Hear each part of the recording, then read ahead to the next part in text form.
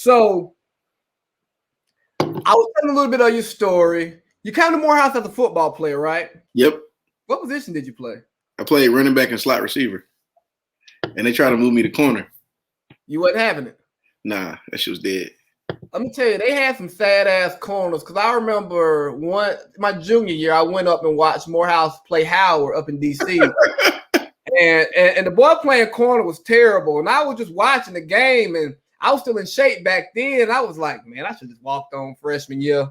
But I say that, but when I think about you, Tone, and Kid, the football players that I knew, all y'all quit and was just like, nah, man, this ain't it no more. This ain't it. It wasn't it. I had to move on. And I got hurt too, so I was like, nah, you know what? Fuck this. You want to tell me? Let me tell you why I decided not to walk on or try to walk on the Morehouse. What?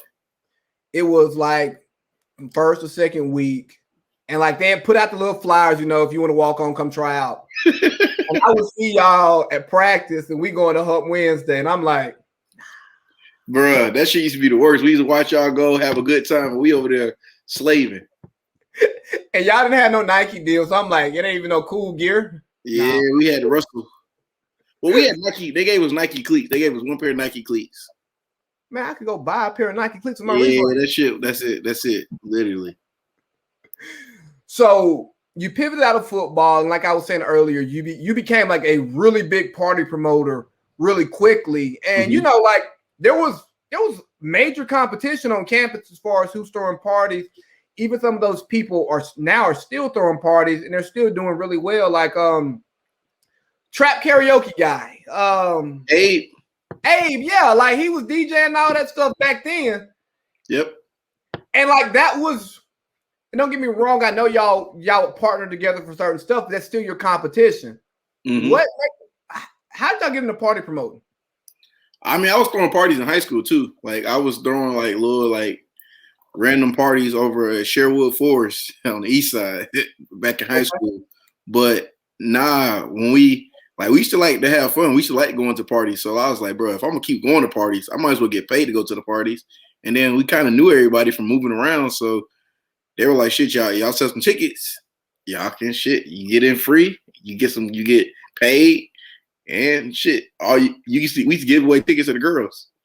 So that's another way of getting girls.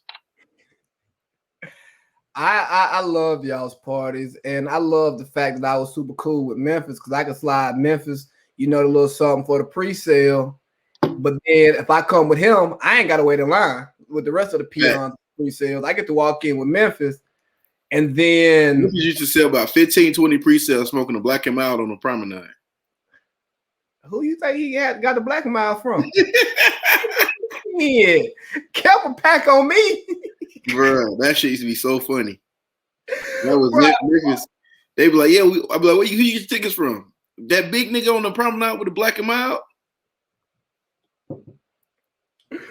Bro, the funniest shit was I would look back on some of those times, me, Memphis, and Marv just being the loudest, ignorant, Black and Mild, and smoking and smelling his niggas on campus and wondering why we wasn't getting no hoes. It's like, oh my God. How bad was it, Juju? As somebody who would. It wasn't that bad. Y'all niggas was cool. Like, it wasn't that bad. We was all cool little niggas, so it wasn't bad. I just didn't like the strolling niggas. I ain't like all the niggas that used to be strolling for the dorms and shit. I didn't too much care for anybody who cared about the dorms. Yeah, niggas used to be like, what dorm you staying? Like, I don't give a fuck what dorm you staying, my boy. Like, shit, this ain't that. Hey, bro, we been living this dorm for 2 months and you rapping this shit like it's your hood. Bro, they be ready to fight over that goddamn dorm.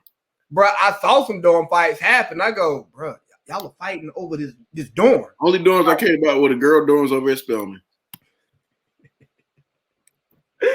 Like I remember, it was some little function they had like in the freshman quad, and you remember we used to always have a stoop jumping right outside of my hall. Like we'd always be posted up there talking shit, and some women, I remember their names, but I ain't gonna say their names. Somebody had dropped a water balloon on somebody from the inside. Shit was hilarious. Dog running at the building like he gonna climb the building to go fight whoever dropped the water balloon on him. Like, bro, stop. Well, it was some wild times indoors. I remember the nigga threw the chair out the window. Oh, you talking about Hippo? Yeah, threw the chair out the window. Nigga was like, we had some pretty wild times in the dorms. We did, but I was really happy to move out of them because I didn't really like having to ask for permission to bring somebody to come be my company. We got kicked out of Parsons. Hey man, Parsons, I love Parsons. I love Parsons. I had some good times on Parsons. Man, look, I had so many good times on Parsons. You know, I was a corner store guy. I go to the corner store, give me a little snack and a 50 cent Lucy. No bullshit. Get a little 50 cent Lucy just to hold that up before I go smoke my Black and Mild. Oh my God. I'm telling you. But yeah, y'all threw some crazy parties. Let me tell you a funny story. I don't even know if you remember this. It was sophomore year. Y'all throwing a big party over at Moby. Mm-hmm. We pull up like super deep. I mean, like I got some of my boys from back home, and we trying to finesse. But we trying to lowball y'all. I ain't gonna lie, and we wasn't trying to wait. Juju was like, "Nah, bro, I can't let y'all in." Juju, I like, bro, we gonna get a little huncho. Nah, bro, it's like 7 men, bro. Y'all ain't got no women. Y'all trying to pay regular price to walk straight in the party. I can't do it. And somebody with me was like mad as hell that night, and I was like, oh, well, I mean, as a businessman, I wouldn't do it either. Like $100.